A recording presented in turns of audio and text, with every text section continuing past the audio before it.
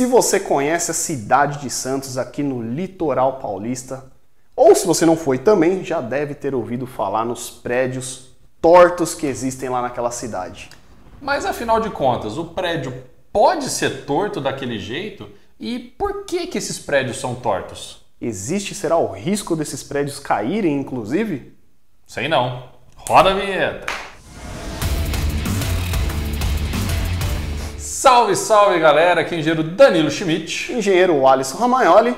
E hoje a gente vai entender um pouco sobre essa inclinação dos prédios que tem lá na cidade de Santos. Primeiramente, antes da gente falar desses prédios, Danilo, os prédios são construídos retinhos? O ideal é que fossem, mas nós temos aí uma certa tolerância, afinal de contas, a construção civil ela não é 100% precisa, então nós sempre temos aí algumas variaçõezinhas. Inclusive, temos previsão em norma de quanto que pode variar no prumo essa inclinação. Para quem não sabe o que é prumo é aquele aparelhinho que você coloca na parede que tem um peso na ponta. Se a parede estiver aprumada, o prumo vai ficar retinho. Se ela estiver torta, ele vai ficar encostado na parede embaixo e fora da parede em cima. E se ela estiver torta no outro sentido, ela vai ficar encostada na parede em cima e descolado da parede embaixo. Não, eu não entendi, mas estou compreendendo. Depois que é feita a construção de uma edificação, é avaliado também esse prumo da edificação construída. E entendendo qual é essa diferença que existe para um lado ou para o outro. E existe uma referência de norma de uma tolerância para isso. Nós conserta na massa, doutor.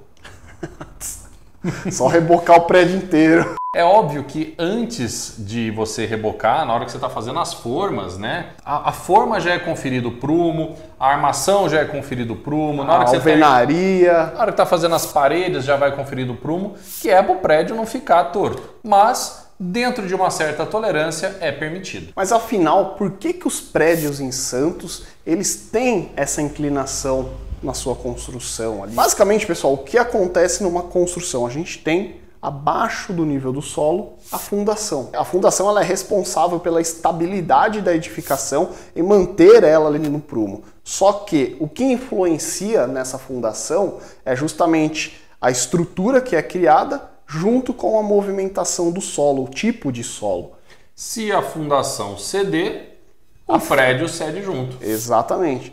Então, cada vez que a gente tem um tipo de solo, a gente tem que dimensionar uma fundação adequada para aquele solo. E é o que acaba acontecendo lá em Santos, porque a gente tem um terreno muito arenoso por conta ali da proximidade com o oceano. Além da análise do solo, é importante também ser feita uma análise de vizinhança. Porque quando você deposita o peso nessa fundação, ele causa no solo ao seu redor o que a gente chama de bulbo de tensão. Esses bulbos de tensão, eles geram como se fossem aí, vamos falar assim, como se fossem ondas. Você joga pedra na água, ela cria ondas. Imagina que ela cria essas ondas ao redor do local onde está sendo depositada a carga.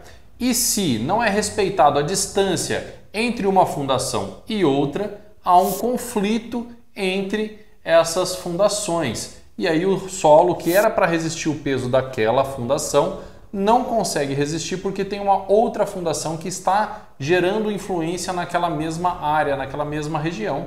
E com isso os dois cedem. Esse efeito deles cederem, que a gente conhece como aqui na engenharia, como um efeito de recalque, que é justamente um dos lados da edificação sofre esse recalque, o que acaba levando a edificação a ficar torta. Olha o recalque vindo!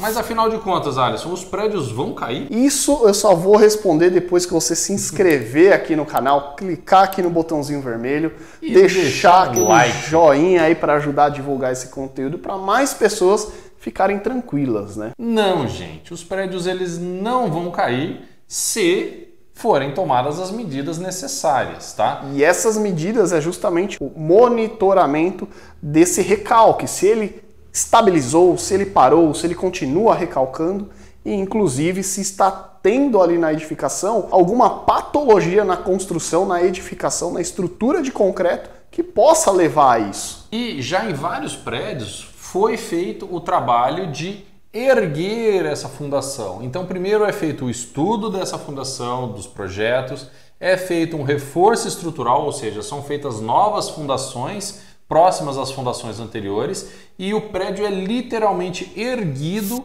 com macacos hidráulicos, né, equipamentos fortes e próprios para esse tipo de serviço. Se você quiser saber mais detalhes disso, manda aqui nos comentários para a gente que a gente pode fazer um vídeo especificamente mostrando como é feito esse procedimento aí de elevação. Mega estacas é como é chamado. Exato. E se você quer mais conteúdo, está passando aqui do lado para vocês. Cliquem, fiquem à vontade e aprendam mais com a gente. E aí? Acabou? Lavou.